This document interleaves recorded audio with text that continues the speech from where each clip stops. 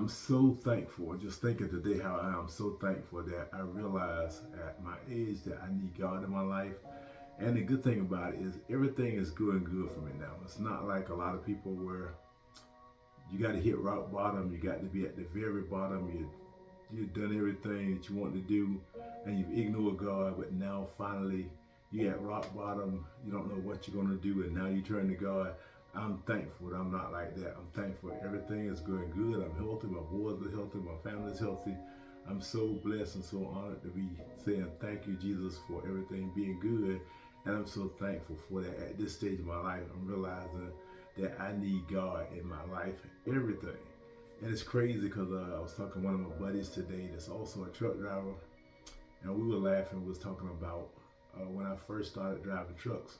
Well, it was a while. I was driving for a long time, but this is for all the truck drivers out there. But I'm going to explain this so that people that don't know anything about driving trucks, this sound that you hear when you're going down the road that you hear, I'm going to add it in.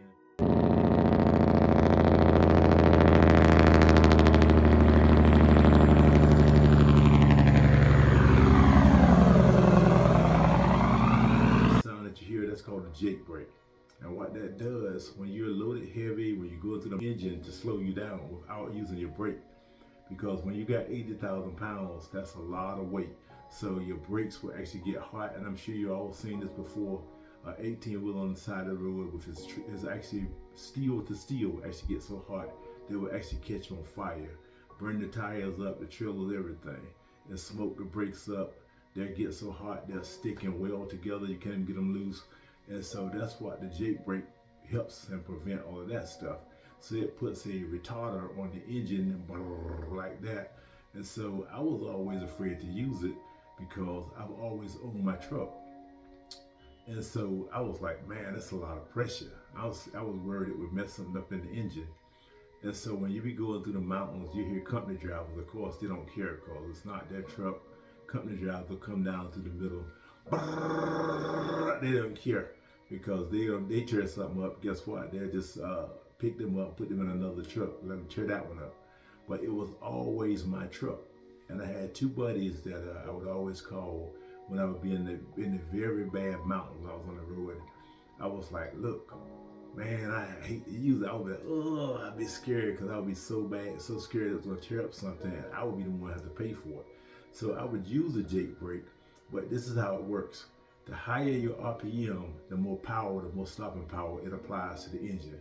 So I would use it, but I would barely have it on. Like these guys would be coming through, letting it rip. I would be going through like I was blowing bubbles. I was scared to use it. And so, like I said, I was scared it would tear something up. And my buddy, Hot Shot and Stephon, they would always tell me, man, it's not going to tear up anything. Just use it, just use it. And so Hot Shot said, look, if it was going to tear up something, why would they keep putting them on trucks? And he said, let me ask you this here. Also, when have you ever put your truck in the shop because the Jakebrake tore up something? And so I still was scared to use it. So one day I went to Flagstaff, Arizona, and I was going to Phoenix, Arizona, down, I think it's Interstate 19. That was the worst. I remember the sign say 10% grade, like I said, the next 148 miles. And that's like just like this here. That's pretty much going straight downhill. And it was like for 146 or 148 miles. So it was unbelievable. And so that day I got in that, I was like, oh shoot, I smoked my brakes up so much I had to pull over. I'd be on the shoulder of the road, sitting on the back of the trailer laughing, eating lunch, because I knew the other truck that I was going by was laughing. And it was to the point where I was like, man, I just can't do this no more. I'll be out here forever. And the good thing was I wasn't even loaded heavy. I only had like 25,000 pounds, which is very light for a truck driver. And so it was so many times I had to pull over and sit on the back of the trailer for about 30, 40 minutes, wait for my brakes to cool down. This was the day. This was the day that I hit rock bottom in trucking, because I was like, you know what? I got to use this Jakebrake today. And so what happened, I called Hot Shot, I called Stephon, they kept telling me what to do. They were like, look man, go down one gear. If it don't hold, go down another gear. If it don't hold, go down another gear. They was like, I don't care. You keep dropping the gear. Eventually you'll find a gear where it will hold. So when I started off, I got maybe up to ninth gear. It wasn't a whole lot, just like this fast. As soon as you would come off of it, it would speed you too fast, getting out of control. So I went down to eighth gear. As soon as I did, it was just like this here. As soon as you let off of it, it was just too fast.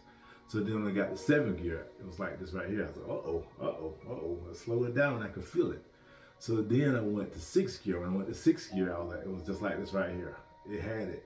And I was so happy because I was like, man, I found it really works.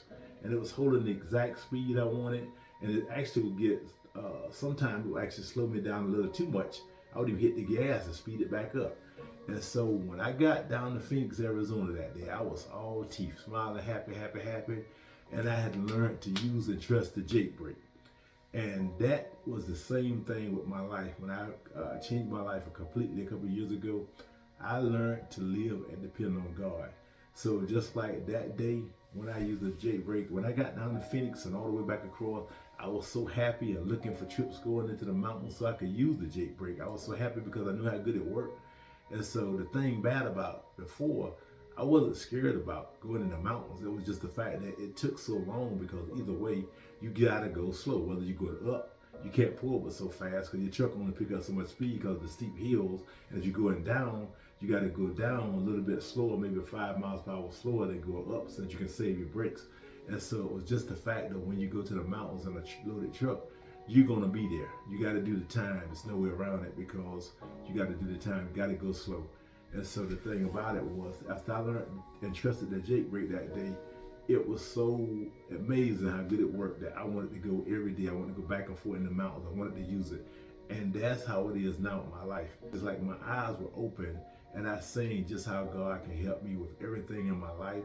So every day now, no matter what I do, the very first thing I do is pray every morning, is focus on how can I use God in my life in every situation, every day.